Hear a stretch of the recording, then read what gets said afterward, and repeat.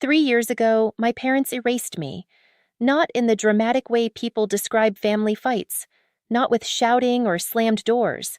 It was quieter than that, cleaner, more permanent. One day I existed in their world, and the next, I didn't. It started with a document, a simple transfer form that would have moved my share of a trust fund into my older brother Daniel's expansion opportunity. That's what my father called it. An opportunity. Daniel called it a short-term bridge. I called it what it was, another rescue mission for the golden child. Daniel had always been the sun in our family's solar system. Everything revolved around him.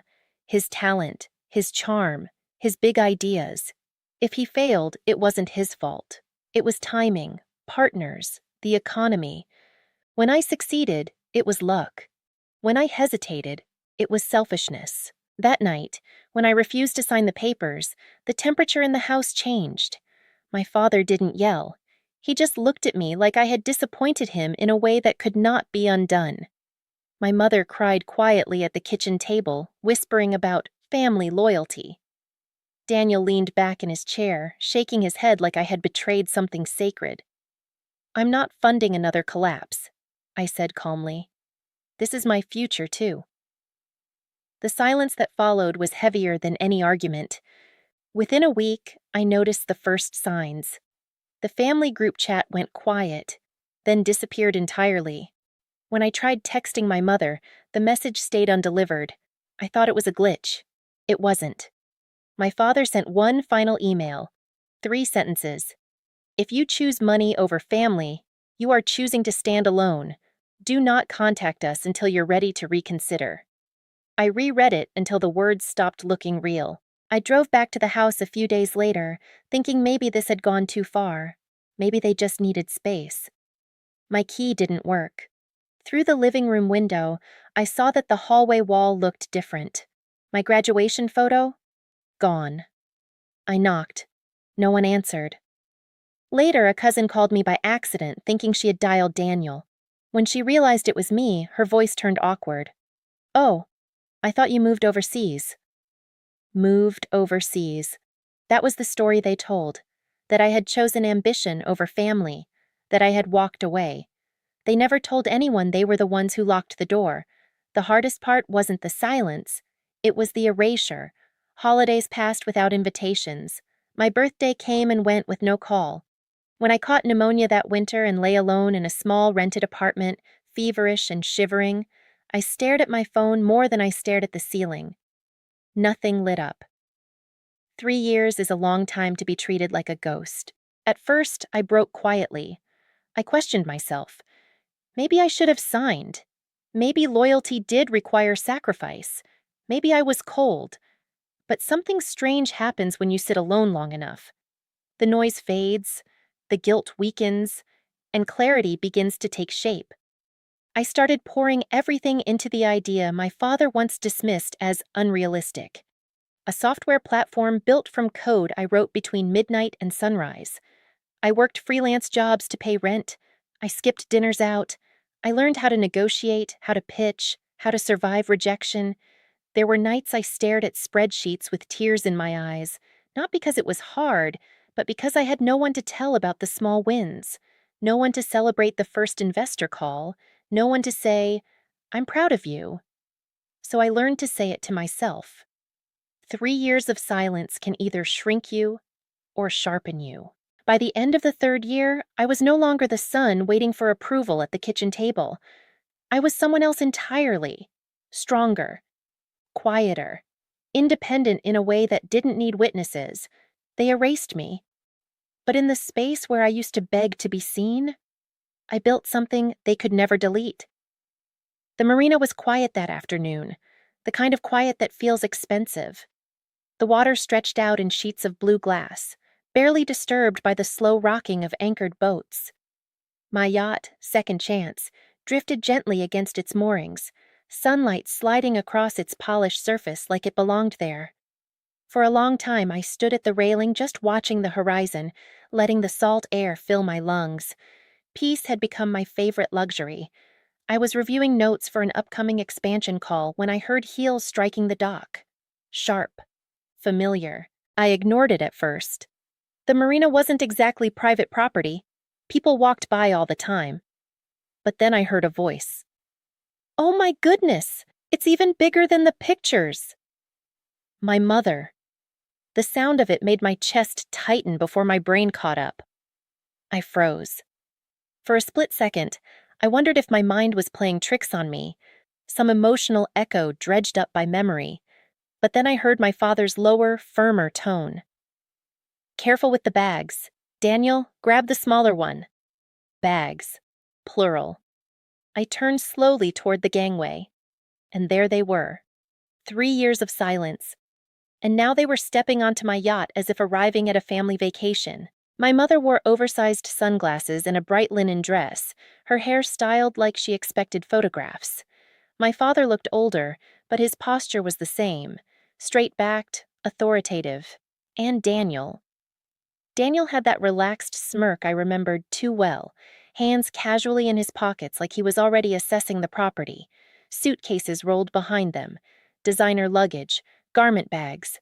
They didn't hesitate at the entrance. "Sweetie," my mother called, spreading her arms as though we'd had brunch last weekend instead of 3 years of nothing. "Look at you." I didn't move. "What are you doing here?" My voice sounded calm, distant. Daniel gave a low whistle, glancing around the deck. "Nice upgrade from that apartment you used to complain about." Complain about. I remembered coughing through pneumonia alone in that apartment. Funny how memory edits itself depending on who's telling it. Dad stepped forward, cutting through the performance. He didn't hug me, didn't ask how I'd been. He just got to the point. "We need to talk." The words felt rehearsed. My mother clasped her hands together. "It's been a difficult year," she said softly, her voice practiced into fragility. "Daniel's investments didn't go as expected." Daniel's jaw tightened. "The market shifted." "Of course it did." My father cleared his throat. "We had to liquidate certain assets." Translation: the house was gone. The same house I wasn't allowed to enter. They stood there, framed by sunlight, surrounded by luggage, speaking in carefully selected phrases as though they were announcing a temporary inconvenience. Then my mother smiled again. "But look at you. You've done so well. We're so proud." The word proud landed strangely. Pride requires presence. My father glanced toward the staircase leading below deck. "We'll take the master suite." Not a question. A statement. I stared at him, waiting for the punchline. None came. Daniel finally spoke, adjusting his sunglasses. "It has the best view, right?" My pulse slowed instead of racing. Something inside me was rearranging itself. "You're staying?"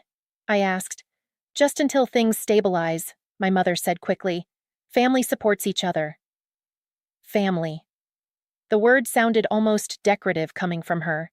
Dad looked directly at me then, his expression firm, as if issuing instructions in his own home. "You can move into the crew quarters," he said. "It'll be temporary. Your brother needs the master suite." The dock creaked beneath us. A seabird cried somewhere overhead. 3 years ago, I would have argued. Defended myself, tried to explain. But now, standing on the deck of something I had built from nothing, from silence, I felt something entirely different. Clarity. They weren't here to reconnect. They hadn't come with apologies or explanations. They had come with luggage. And expectation. In their minds, I was still the backup plan, the safety net, the quiet son who would fold under pressure and hand over what he had earned. They had erased me once. Now, they had returned, assuming the ghost would make room for them. The strange part wasn't the audacity, it was the certainty in their eyes. They truly believed this was still their story. They hadn't realized yet. I was no longer playing my old role. I didn't argue. That was the first thing that unsettled them. 3 years ago, I would have tried to reason with them, would have pointed out the hypocrisy, the cruelty, the absurdity of asking me to give up space on something I had built alone. But standing there on the deck, watching the ocean stretch endlessly behind them, I felt no urgency to defend myself. Instead, I smiled. "Of course," I said evenly. "Make yourselves comfortable." Relief flashed across my mother's face so quickly it was almost embarrassing. My father gave a small nod, as if this outcome had been inevitable. Daniel's smirk deepened, victorious and careless. They mistook composure for submission. That night, I played the part they expected. I instructed the staff to bring out champagne. I ordered fresh seafood from the marina restaurant they used to brag about visiting. Soft music drifted through the open deck as the sky melted into streaks of orange and violet. From the outside, we looked like a picture of effortless wealth and unity. Daniel leaned against the railing, posting photos to his social media. I caught a glimpse of the caption before he hit publish. "Back where we belong. Family always wins." Always wins. The comment section filled quickly. Former neighbors, distant relatives, old business acquaintances of my father, people who hadn't heard my name in 3 years suddenly reappeared with heart emojis and applause. No one asked where I had been during that time. Narratives are powerful when only one side tells them.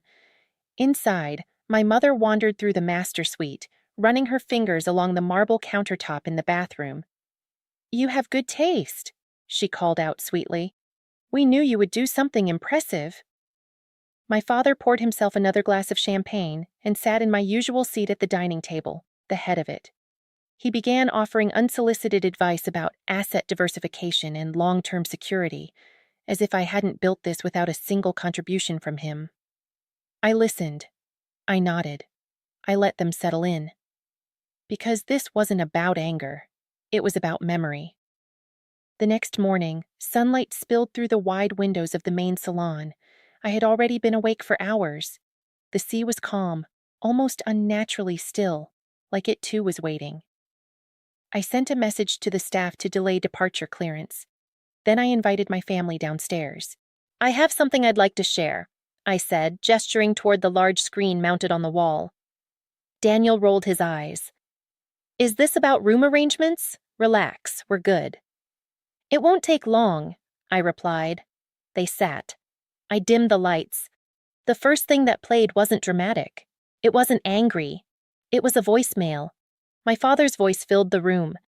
"If you refuse to support this family, don't expect to be treated like part of it." My mother's followed. "We need space from your negativity." Another clip.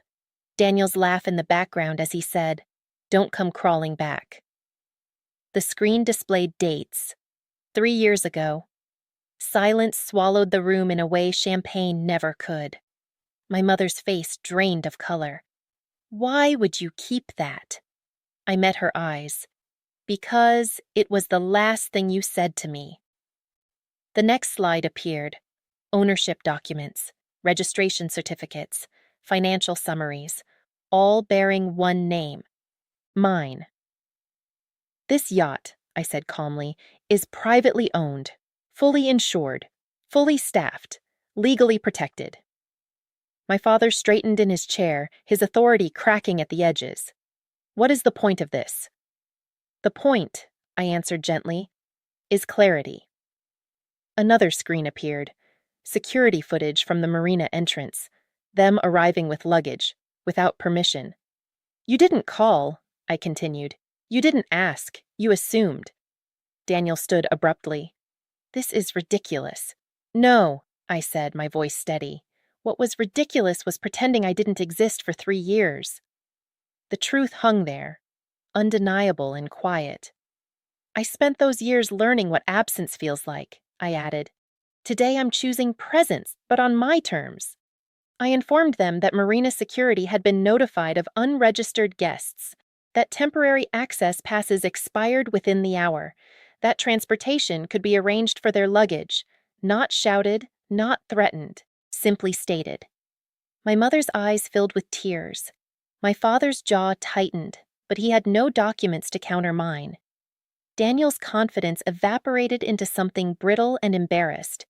They had expected compliance. They received boundaries. And as they stood there, confronted not with rage but with composure, I realized something powerful. The greatest shift wasn't financial. It was emotional. For the first time in my life, I wasn't asking to be chosen. I was choosing myself. They left without another argument. That was what surprised me most. I had imagined shouting, accusations, some dramatic final exchange that would echo across the marina. Instead, there was only the quiet scrape of suitcase wheels against the dock and the low murmur of my mother asking Daniel if he had his phone charger. My father walked slightly ahead of them, shoulders rigid, refusing to look back. No apology, no acknowledgement, just departure. I stood on the deck until they disappeared past the marina gates. The staff remained respectfully distant, pretending not to notice what had just unfolded. The ocean stretched endlessly ahead of me, vast and indifferent. The world hadn't shifted. The sky hadn't cracked open. But something inside me had settled. A week passed before I heard from them again. The message came from my mother. "Can we talk?" 3 simple words. No heart emoji, no sweetie, just restraint. I didn't respond immediately. I let the message sit unread for a few hours, not out of cruelty, but out of habit reversal. For 3 years, I had waited for their responses. Now, I allowed myself time. We agreed to meet at a quiet cafe near the waterfront, public, neutral, not my yacht. When I arrived, she was already there. She looked smaller than I remembered. Not physically fragile, just diminished in some subtle way. Her confidence had always been wrapped in proximity to stability. The house, my father's income, Daniel's imagined future. Without those, she seemed uncertain of where to place her hands. She smiled when she saw me, but it wavered. "Thank you for coming," she said softly. I sat across from her. "You asked." There was an awkward pause while the barista placed 2 coffees on the table. She stirred hers slowly, watching the swirl like it held answers. "We made mistakes," she began. "We were under pressure. Daniel needed support, and we thought, you thought I would bend," I said gently. She flinched, not at the words, but at the accuracy. "We thought you'd understand," she corrected. "I did understand," I replied. "I understood exactly where I stood." Her eyes filled, but she didn't let the tears fall this time. "You have to know it wasn't easy for us either." The old version of me would have latched onto that, would have rushed to comfort her discomfort. But clarity is a powerful anchor. "I'm sure it wasn't," I said calmly. "But you still chose it." 3 years wasn't a misunderstanding. It was a decision repeated every day. She nodded slowly, absorbing that. "We lost the house," she admitted. "Your father is embarrassed. Daniel is trying to rebuild." I noticed she said "we" and Daniel separately. "And you?" I asked. She hesitated. "I'm tired." There it was. Not pride, not defense, just exhaustion.